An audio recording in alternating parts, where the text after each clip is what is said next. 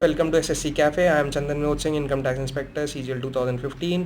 बहुत से लोग मुझसे पूछ रहे थे सर आपके टीयर 1 में 181 कैसे आए, बुक लिस्ट कौन सी फॉलो करी आपने, और जीएस के लिए आपको क्या पढ़ना चाहिए। ओके, तो इस वीडियो में आपको ये बताऊंगा कि what was my strategy for tier 1, what book list I followed, what was my strategy for GS, and what was the book list for GS. Okay, and also last में मैं आपको जो बताऊंगा ना वो बहुत इंपॉर्टेंट है। वो ये कि पेपर को अटैम्प्ट कैसे करना है, सीक्वेंस क्या होना चाहिए पेपर अटैम्प्ट करने का। ठीक है, वो बहुत ज़रूरी है, उसका एक साइकोलॉजिकल इफेक्ट है, आप प्लीज़ उसे फॉलो ज़रूर करना।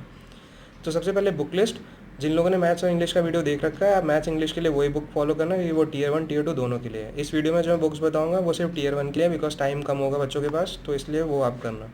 ठीक है, मैथ्स के लिए किरण की 8100 प्लस की जो बुक आती है वो आप लगाना, 2 3 4 बार जितनी बार लगा सकते हो लगाना, क्योंकि स्पीड चाहिए होती है टीयर 1 में। ठीक है, ल्यूसेंट की एडवांस मैथ्स करना चाहो तो कर लेना, क्योंकि पेपर हो सकता है टफ हो जाए। ठीक है, आप वो कर लेना। इंग्लिश के लिए अगेन पैरामाउंट की बुक आती है नीतू मैम की, वो कर लेना, प्लस एसपी बख्शी साथ में कर लेना। ठीक है, अच्छे से प्रैक्टिस हो जाएगी, अलग अलग टाइप के क्वेश्चंस होंगे तो आपकी प्रैक्टिस अच्छी हो जाएगी। ठीक, रीजनिंग के लिए कोई भी बुक मार्केट में जो भी अवेलेबल हो वो आप करना, और याद रखना कि जो भी बुक ले रहे हो ना उसे 3 4 बार करना। ठीक है, उससे क्या होगा, आपकी प्रैक्टिस हो जाएगी, और रीजनिंग में सिर्फ प्रैक्टिस चाहिए होती है। ठीक, अच्छा, जीके के लिए मैं बता दूं, जिन बच्चों के पास टाइम कम है वो ल्यूसेंट जीके पढ़ें।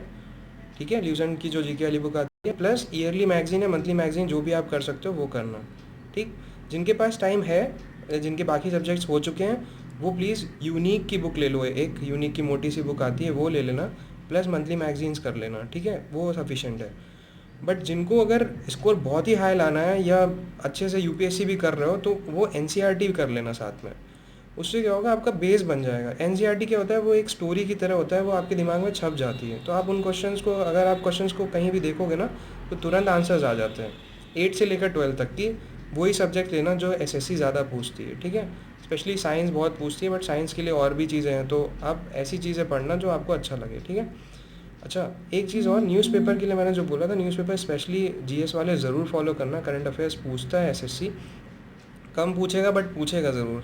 और न्यूज़पेपर के फ़ायदे मैंने इंग्लिश में बता ही रखे हैं कैसे होने, तो आप न्यूज़पेपर करना, कवर टू कवर मत पढ़ना, स्पोर्ट्स न्यूज़ छोड़ देना, फिल्म स्टार्स सिटी प्लीज़ यार मत करना वो।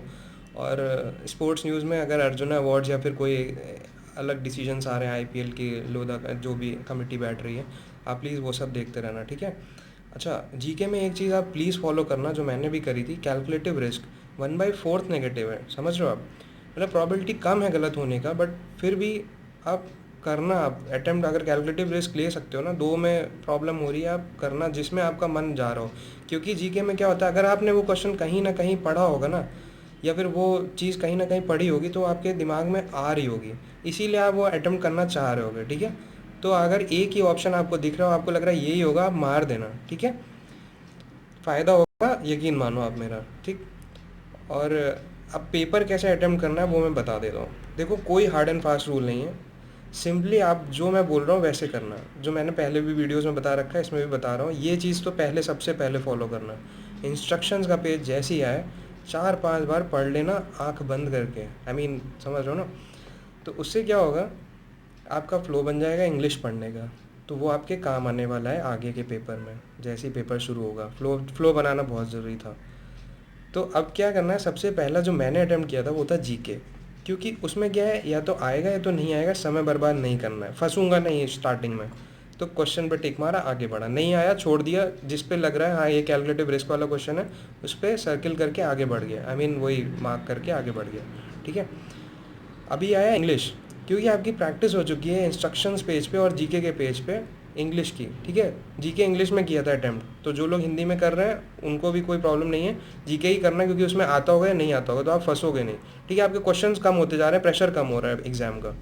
अब इंग्लिश पे आना, इंग्लिश में भी वही रहता है भाई, जिनको आता है वो करेंगे, जिनको नहीं आता वो आगे बढ़ेंगे। ठीक है, और जो फंसाने वाले क्वेश्चन है मैंने पहले ही बोला है, सर मार्क करना उन्हें, बाद में आके फिर से कर लेना। ठीक है, तो इंग्लिश हो गया।